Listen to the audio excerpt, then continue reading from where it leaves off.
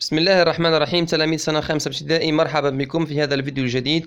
اليوم إن شاء الله سوف نتكلم عن ليميتي. فقط قبل أن نبدأ، إذا كان الفيديو غير واضح بإمكانكم تكبير الصورة، يعني وضعها ملء الشاشة، والتحكم في إعدادات الجودة. يعني الفيديو متوفر بجودة عالية، يعني تحكم فقط في إعدادات الجودة وستكون الصورة واضحة إن شاء الله. إذا راح نهضروا عن لا برودكسيون إكريت، الوضعية الإدماجية، اللي هي الهدف، يعني الهدف الأسمى من لا سيكونس 1. لا سيكونس 1 هذه وين تاع جو بريزونت ان ميتيي. جو بريزونت ان ميتيي، كيفاش نقدموا ان ميتيي. يعني التلميذ في آخر المطاف هو الهدف تاعو هو أنه كيفاش يقدر يعرف ان ميتيي. يعرف ان ميتيي، يعني سي لوي كي ترافاي. Qu'est-ce qu'il utilise, c'est-à-dire les outils que utilise par exemple le médecin, ou le boulanger, ou la maîtresse, ou ainsi de suite. ويعرف أيضا il travaille où, le lieu de travail. Par exemple لما نقولوا مثلا le boulanger، نقولوا مثلا le boulanger est un homme sérieux et actif. Qu'est-ce qu'il fait؟ يعني واش راه يدير؟ Il fabrique des pains par exemple. Il fabrique des pains et des croissants. Il travaille où؟ وين راه يخدم؟ Il travaille dans une boulangerie، يعني يخدم في مخبزة. أيضا qu'est-ce qu'il utilise؟ Quels sont les moyens؟ Par exemple قال il utilise le four, il utilise la pâte, il utilise par exemple les couteaux, ainsi de suite. وفي الأخير تقدر مثلا تضيف une autre phrase، جملة أخرى.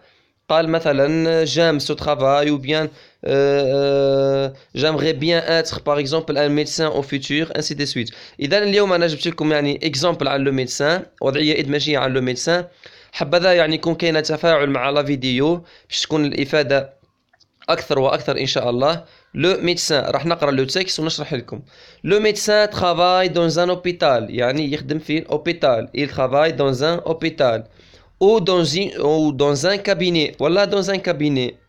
il soigne les malades، يعني son travail consiste à quoi؟ يعني الترافاي تاعه شو هو، عبارة على ماذا؟ il soigne les malades، يعني يعتني ولا يهتم بالمرضى. et soulage leur douleur، douleur الألم، avec les médicaments، ويستعمل les médicaments.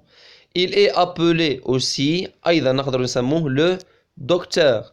il utilise son stéthoscope. stéthoscope هذيك اللي يسمعوا بها نبضات القلب، ولا هذوما الأدوات تاعنا. et un tensiomètre، tensiomètre اللي يقيسوا به la tension، etc.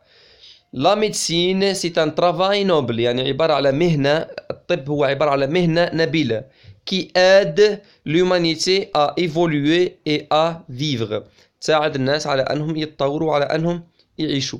هذه وضعية إدماجية تعبير ننصح الآباء والأمهات أنهم يعلموه لأبنائهم باش يستفيدوا منه، وباش يقدروا يعني يطوروا مستواهم في اللغة الفرنسية. إلى هنا نصل إلى نهاية هذا الفيديو.